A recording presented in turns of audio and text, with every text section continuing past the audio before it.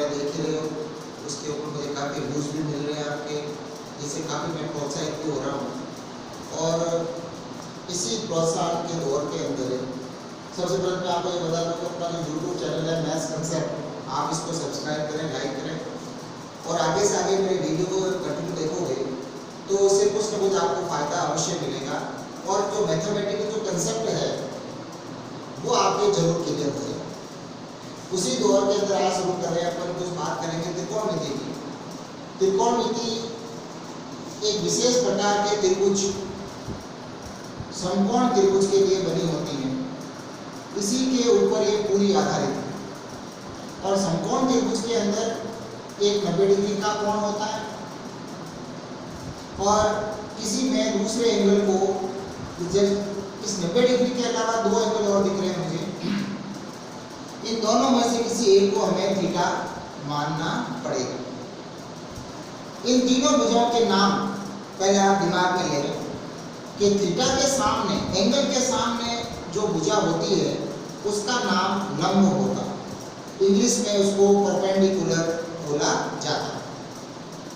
90 degree या 90 degree के सामने की भुजा का नाम कर्ण है, इंग्लिश में हाइपोटेन्यूज बोलते हैं।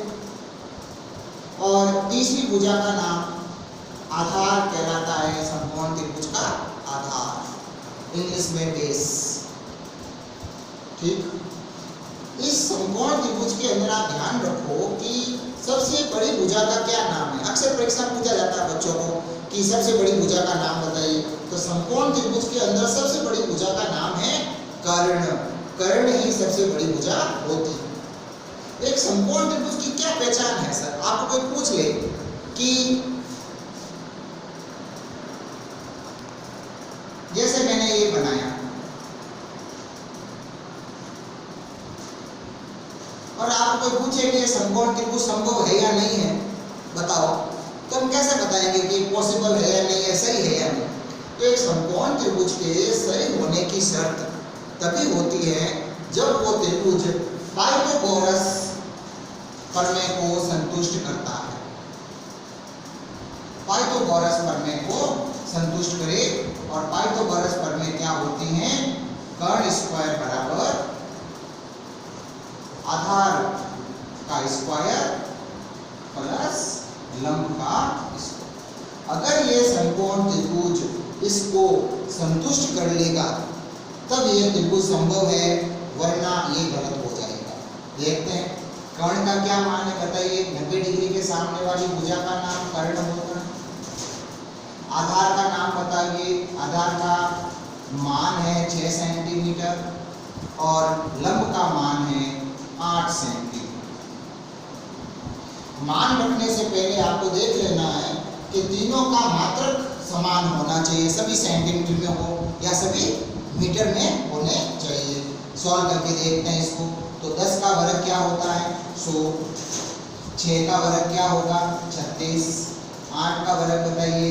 64। तो ये आपको देखो इन दोनों की जोड़ करके देखिए क्या आ गया? 100। इसका मतलब इस त्रिभुज में पाइथागोरस थ्योरम या प्रमेय संतुष्ट हो गई है। इसका अर्थ है कि यह संभव है। तो कोई भी समकोण त्रिभुज तभी बनता है, एक ही शर्त है, ओनली वन, कि उसके अंदर ये पाइथागोरस प्रमेय संतुष्ट होना चाहिए। ठीक, इसके बाद मैं बात करूंगा त्रिकोणमिति के अंदर थीटा के सामने वाली भुजा लंब है, 90 डिग्री के सामने वाली भुजा कर्ण है और नीचे वाली भुजा जो बच गई वो आधार हो गया। लेकिन अगर मैं आपको पूछूं,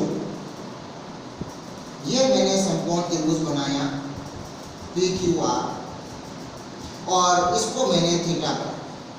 इस समकोण त्रिभुज में मुझे बताओ लंब की भुजा का क्या नाम है? तो लंब कौन सी भुजा होगा? थीटा के सामने देखिए लंब का नाम होगा QR। तो आप ये दिमाग से हटा लें कि जो आधार होता है वो हमेशा नीचे होता है, ये कभी हमेशा सत्य नहीं होता। थीटा के सामने वाली भुजा लंब है, तो थीटा के सामने वाली भुजा लंब बनी, तो इस बार ये नीचे वाली भुजा लंब बन चुकी है, आधार नहीं है, क्योंकि थीटा के कारण ये लंब बना। तो सर आधार का नाम बताओ। आधार का नाम होगा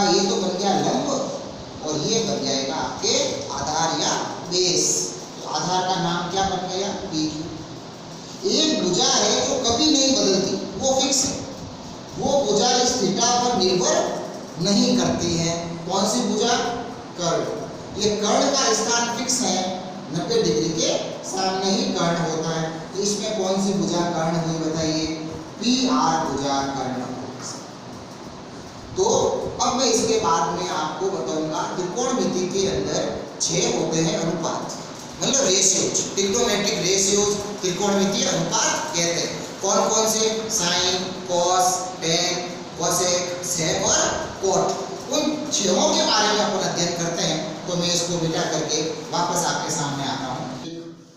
सुनिए, अब मैं इसको आपको बता रहा था कि त्रिकोणमिति के अंदर अपने पास में 6 रेशियो होते हैं, साइन थीटा, कॉस थीटा और टेन थीटा। बच्चों को अक्सर त्रिकोणमिति से डर लगता है, मुझे मालूम है। आपको सिंपल तरीके से इसको सीखना है, एक बार सीख जाएंगे लाइफ टाइम अपने काम आएगा। तो त्रिकोणमिति के अंदर 3 मुख्य अनुपात होते हैं, साइन, कॉस और टेन। साइन का उल्टा होता है कोसेक थीटा, कॉस का उल्टा होता है सेक थीटा और टेन थीटा का उल्टा होता है कॉट। इसको सिखाने के लिए, इसके फॉर्मूला सिखाने के लिए 2 व्यक्ति है मेरे पास में, लाल जी और कक्का जी। एक तो लाल जी है और एक मेरे पास में दूसरा व्यक्ति है कक्का जी। ये लाल जी और कक्का जी कहां से आ गए? सर गणित के अंदर लाल जी को कैसे याद कर लिया? तो लाल जी और कक्का जी मुझे को सिखा देंगे, मैं आपको सिखा रहा हूं, ध्यान से देखना कि लाल बटा कक्का मैंने लिखा LAL बटा KK। L का मतलब आप समझ लें लंब है, K का मतलब समझ लें कर्ण है और A का मतलब समझ लें आधार है। तो फिर यहां पर आपको ये लिखना है, ऊपर लिखना है साइन कॉस टेन। ये साइन कॉस टेन तीनों मुख्य अनुपात ऊपर आ गए और इनके उल्टे, साइन का उल्टा कोसेक नीचे लिख ले, कॉस का उल्टा नीचे लिख ले सेक, टेन का उल्टा नीचे लिख ले कॉट। तो साइन थीटा का मैं आपके सामने सूत्र प्रस्तुत कर रहा हूं, ध्यान से देखें। तो साइन का सूत्र बन गया L बटा K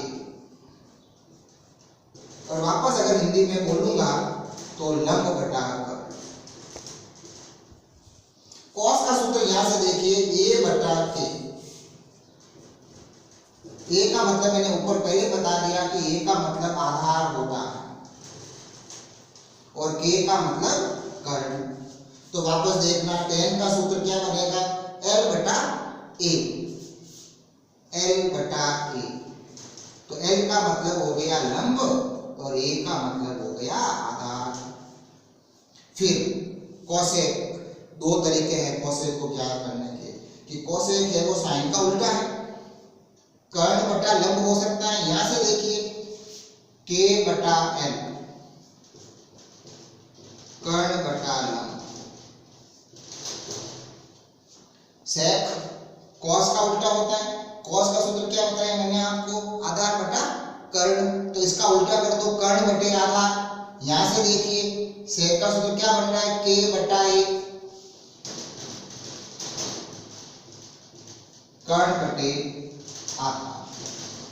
और कॉट का, टेन का उल्टा होता है। ये उल्टा आप हमेशा पक्का याद रखिए कि साइन का उल्टा कौन है? कोसेक, कॉस का उल्टा कौन होता है? सेक और टेन का उल्टा कौन होता है? कॉट। ओके, तो कॉट थीटा का क्या बन गया? देखो आप खुद बताओ, A बटा L, आधार बटे लंब।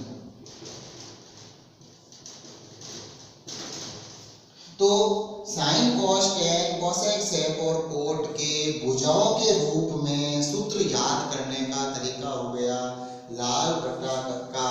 इससे अपन याद कर सकते हैं, लाल जी और कक्का जी को याद कीजिए, ये सूत्र याद हो जाएंगे। एक मेरे पास और तरीका है जिससे अपन इन साइन कॉस टेन के सूत्रों को याद कर सकते हैं, तो उसकी अपन और बात करते हैं।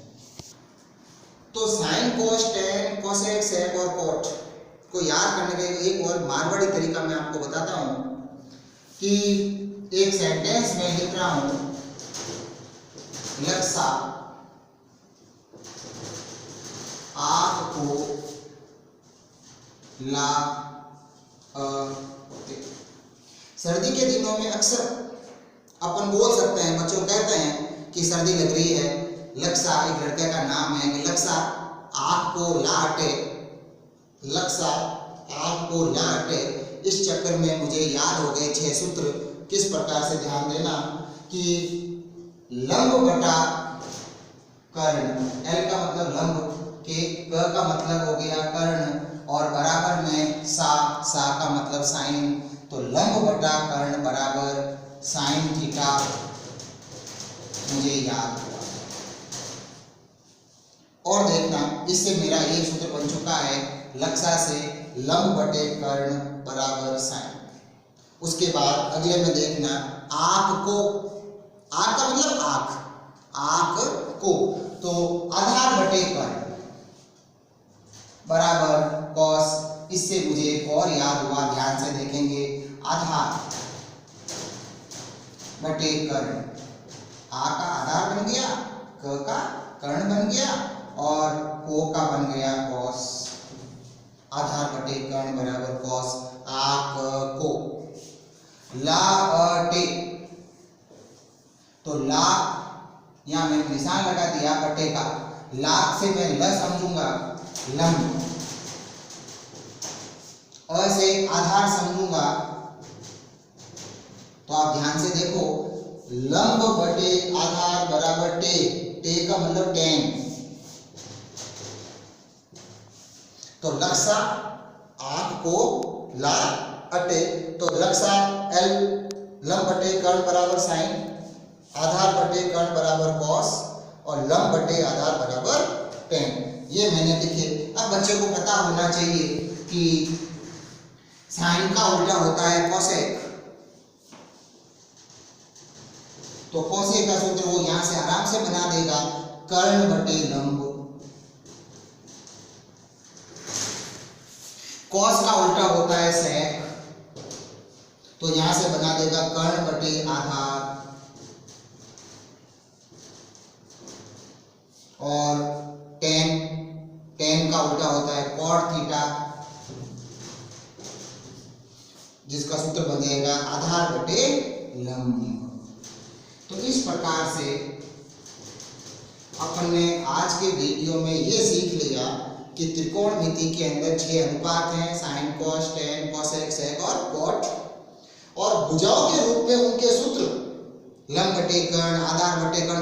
बच्चा अक्सर कंफ्यूज हो जाता है, आधार की जगह कर्ण बोल देता है, कर्ण की जगह आधार बोल देता है। तो आप दोनों में से कोई एक तरीके को, चाहे लाल बट्टा कक्का से याद कर लीजिए, लाल जी और कक्का जी से, या फिर लक्सा आँख को ला अटे। तो इस प्रकार से मारवाड़ी तरीके से भी अगर आप याद करते हो, क्योंकि हमारा मुख्य उद्देश्य है याद करना, चाहे आपने कैसे भी याद किया हो, परीक्षा के अंदर बड़ा अपना उपयोगी सिद्ध होगा।